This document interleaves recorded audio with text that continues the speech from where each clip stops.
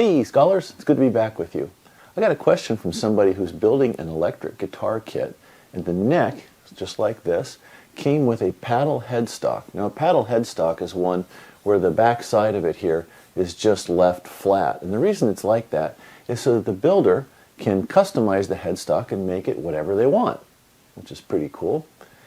Normally we can tell people that design the headstock how you want and then go cut it on a bandsaw with a small blade so it can make the curves. Well, the question was, I don't have a bandsaw. Do I have to go buy a bandsaw just to do this? No, you don't. Turns out you can do this by hand, and it's not that hard.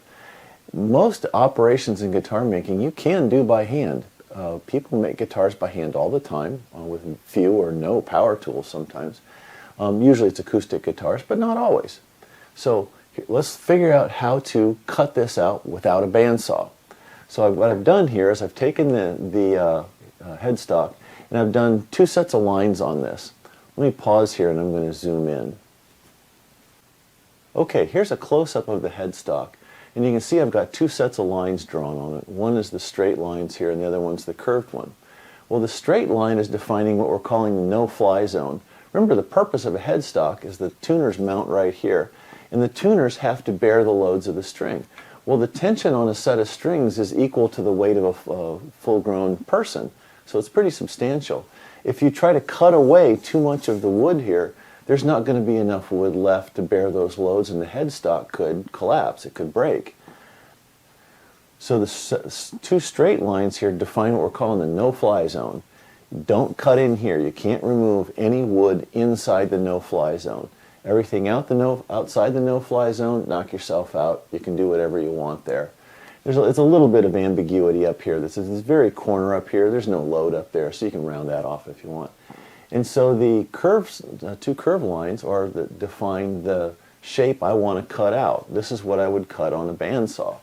Well, if I don't have a bandsaw, let's use a coping saw. That'll work fine too. All right, I've got the neck mounted in my vise. Let's start cutting it. First thing we need to know is what kind of saw to use. Let me stand up here. The thing we're going to use is this little giz right here. This thing is called a coping saw. I'm not sure where the name came from. It's a very old one.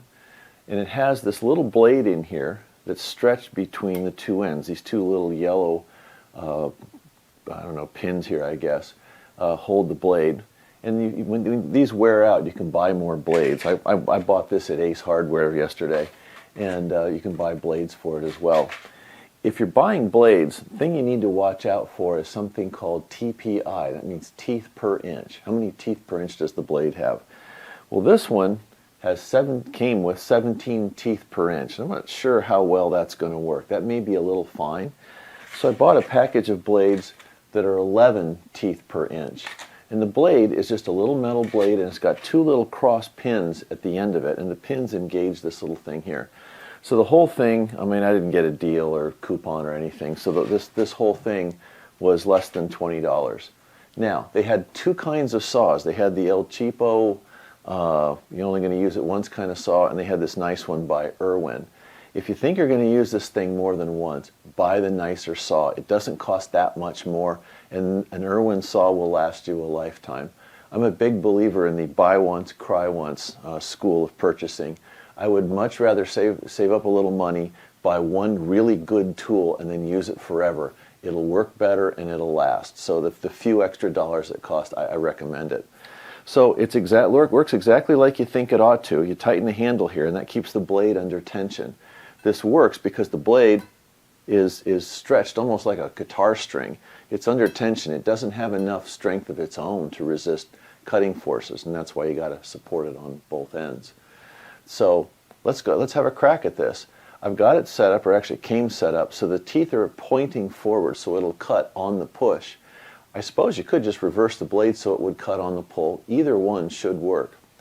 Now, I've got this set in my it's actually a Stuart McDonald luthier vise. It's really just a pattern vise with urethane jaws. If you don't have one of these, and you may not, it's fine to take a C-clamp and just clamp the neck to a table or something. Just cushion it a little bit so you don't crush the wood.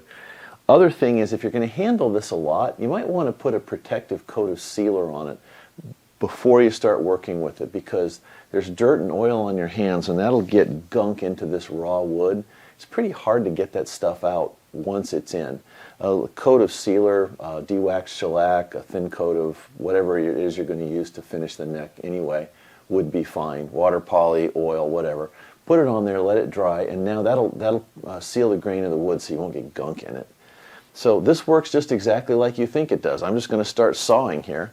And just one more time here, let me hold this up here so you can see I'm going to cut along those curved lines, and the blade is thin enough, I can just rotate the saw as I cut, and I'll follow those lines. Now, for camera work here, I'm going to point the lines towards me so I can see them, but you'll see the cut. And let's put this here, and I'm going to lock the vise so it doesn't rotate.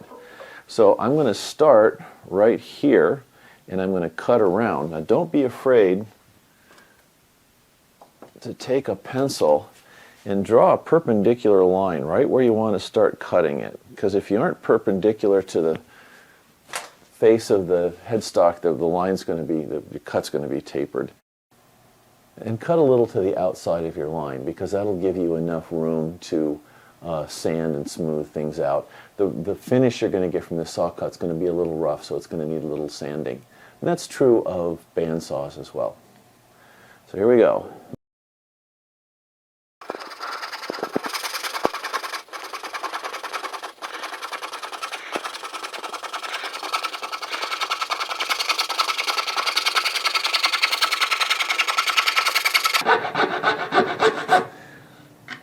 Now, I'm stopping right here for a second because the saw isn't going to clear the headstock for much longer. And one of the nice things about coping saws is you can rotate the frame a little bit to clear your work.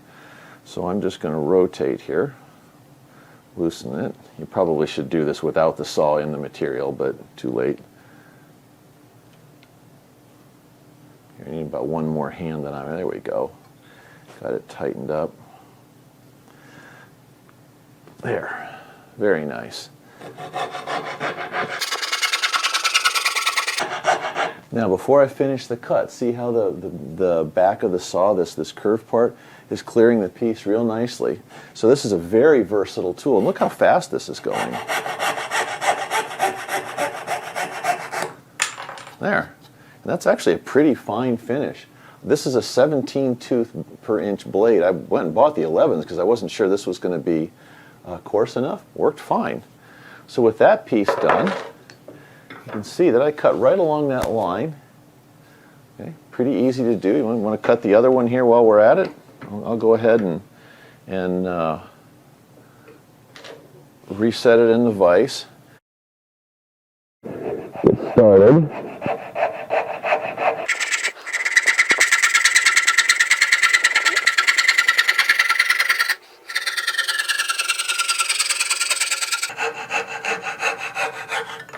There. And that's it. Now I wandered a little bit right there. I'll have to clean that up, but I'll do that with a piece of sandpaper or a rasp or something. But there you go. That didn't take long at all, and I didn't need any power tools. So I hope this helps. We'll talk to you next time.